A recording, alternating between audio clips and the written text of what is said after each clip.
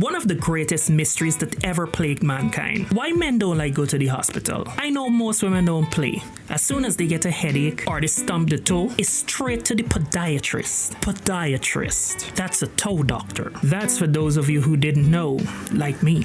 I'm Google certified. Because when something is happening to you, right, the first place you run and go is on Google or ChatGPT, AI. Google, I was involved in a car accident 2 months ago. I have a striking pain in my right leg. Please tell me what's going on. Google, yeah, you got polio. Google, you stupid. No, I ain't playing. You got polio. From leg pain? Yes, symptoms of polio. And then it go on to list all the symptoms associated with every single sick that you know. Palms sweaty, knees weak, arms are heavy, vomit on your sweater already, mom's spaghetti, leg pain. Me leg pain if it's true, but are you stressed because you're reading the exact symptoms that you have right now on Google? Then yes, you got polio. That's an exaggerated example, but how can you even really tell the symptoms? The minute you start thinking you got something, your brain start picking up on every single detail going on with your body. You can't tell for sure if it's a symptom or you're oversensitive because of the way you just find out. And everything could be explained. Unless you got the thing for truth. Jeez, boy, I got headache, stress, feeling lightheaded, stress. Oh God, now my back scratching. You got a rash then, right? There's a rash. And my leg's still paining, boy. So with all these symptoms you just experienced, you might start putting it all together. I dehydrated, my blood count low. I got stress because my back scratching. The one thing you get wrong, there's a rash. And my leg hurting because I get polio. 2 things you get wrong. You are now officially a Google certified doctor. Not because it's stressing over the wrong diagnosis that you gonna read up and give yourself. Your brain starts overthinking and it makes your body oversensitive, making you pick up on a whole lot of things that's going on that has nothing to do with what's actually going on. This is called health or illness anxiety, but you should go and see a doctor. If not for the pain in your leg, at least for the nasty rash on your back. Disgusting. And most people that end up in these situations is the one that's be given impeccable advice and not taking it themselves. Hey, if you feel in pain, you should go to the doctor. It's better for checkup and see what's going on. You know, you're better safe than sorry. This is what they're telling you and fooling themselves because they would tell themselves, you know, the first sign of trouble, I would go to the hospital. But when the first sign of trouble come, you're like, alright, I can eat a little less fast food. I can drink a little less now. I can see my wife and children less. They're gonna fix it. Or the number one excuse, the holy grail of Guyanese excuse when it comes to health problems, is win. I got win. I can drink little hot tea. And when the sign do comes for what you actually got, you won't even recognize it as a symptom. Like your hip start hurting and you got full-blown gingivitis. Plus I got win. I can drink some tea later. It's a bad example, right? But when a symptom do comes that you're waiting on to give you definitive proof of what you suspect you have, you run and Google it and get misled again. Mouth smelling. Polio. I'm saying all this to say that Google can't diagnose you, and they never claimed that they could. So go and see a damn doctor. Some people think they're invincible, you know, all their lives they've done the wrong thing and proud of it.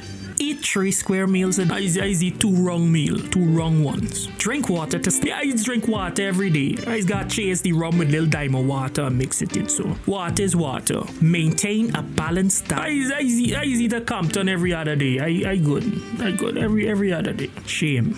In the words of a comedian that I can't remember his name right now, men would wait until a whole other person grow out of them before they go to the doctor. Even then, some men see a little bile, be like, what? I got an ingrown here, boy. The bile get bigger. What? Like this is an abscess. What is a whole person growing out of me chin? If it start moving, I'll go to the hospital for it. Or I'm gonna drink little noonie juice and carry it away. Is until you and the whole other person that grow to you, I make 4. I'm going to the hospital. Next week.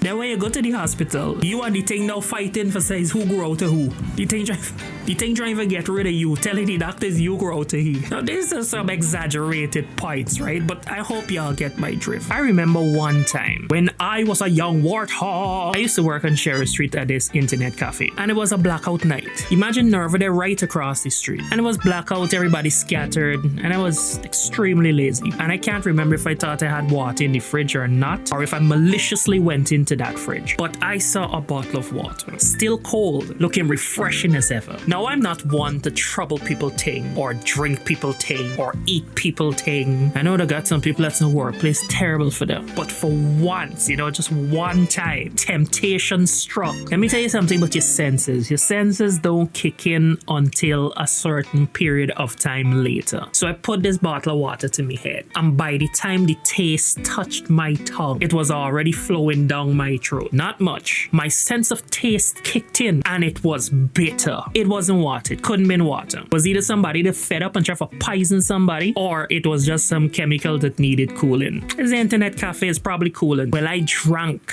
Y'all know the meme with Idris Elba when he was eating hot ones with the chicken? What the spit up all over the place, and then panic set in. Oh God, boy. Oh God, drink poison. What's this? Who's left poison in the fridge cold and chilled? Who's keep a refreshing batch of poison in a water bottle in the fridge? Just like most men I know, we don't like bother nobody. That's why men are not really forthcoming when it comes to certain health issues. We don't want bother nobody. We don't want worry nobody. We tell somebody they can worry, and then they can worry you, and then you're gonna go to the hospital. So we keep it quiet and we drink tea. Cause it's win. So I didn't tell nobody, naturally. I drink me poison, spit up. And you know what I look for go and do after? Remember it's blackout, right? I look for find a nice dark corner to go and crap out in. There's it. This is the best I could have come up with. Find a corner, cold dark corner in the room, and just give up right there. Me tell nobody. After a little while passed with me in the corner, and I realized I live. So wait, I didn't drink enough, boy. This good. Now nobody has to know. Because I didn't going out like that. Nobody said, what? Look how he go out, buy try for teeth water and drink poison. No. It must be like, what happened to he, boy? What? He was a G though, in the days he was a G. Reputation matters, not after that. But the image that you have in your mind, that you perceive, that will live on after that, it ain't matter. Who cares? But yeah, I couldn't believe I fall into that stereotypical, alright, just stay quiet, go and die down, then everything alright. We are men. Some people just wait too late before they actually seek medical help. I not lie. I don't, yeah. I mean, up to last night, my heart was getting some palpitations, probably for like 2 hours. And me being a serious person with my health, I went to Google irregular heartbeats, blood flow, heart disease, maybe an underlying serious condition. And I ain't joking. If y'all want to take it as a joke, y'all take it as a joke, right? But I said, I got win by, I got drink little hot tea. And it stopped. It probably was win, probably was win, but I ain't looking forward for no whole other person growing out to me. If anything persists, I'm gonna find myself at the hospital. But something serious that I took away from this experience, I realized it a while. One, because I get lazy, I didn't able to do no more work. A period of time when I was doing construction for myself, little mason work, trying to fix certain things perfect, casting and plastering, and I was working on a post and it just wasn't coming out right. I mean, I know big skill, man, so are they trying a thing and alright. So doing certain things has taken me a while, sharp, nice, clean edges and so on. Working on this post and I was thinking that this thing still look a bit crooked, this here jib, down that job, the cement keep falling off every time I put it on, the works. And I came to a realization. I was like, this cement post can outlive me, And I start thinking why do I have to get this perfect? How will this affect me in any way? Will this have any bearing on my life? Am I doing this as a spectacle for persons to see? Do I care if persons see it? And I was like, no. When I die, 20 years, 30 years, however long after I've lived, that post will remain there, perfect or crooked, regardless. Some people do take pride in their work and it will affect them in some way, I guess. But for me, I let go of it. All the little things, I was like, this will not affect or have any bearings on my life. So why am I stressing 4 hours and change on this post? This post will outlive me and it being crooked or straight has no bearings on my life. So the post will remain looking disgusting. This is just a quick message to tell you guys, look after your health. It's only until something terrible hitches then you realize that. Forget about life is precious and this and that, what everybody else is telling you.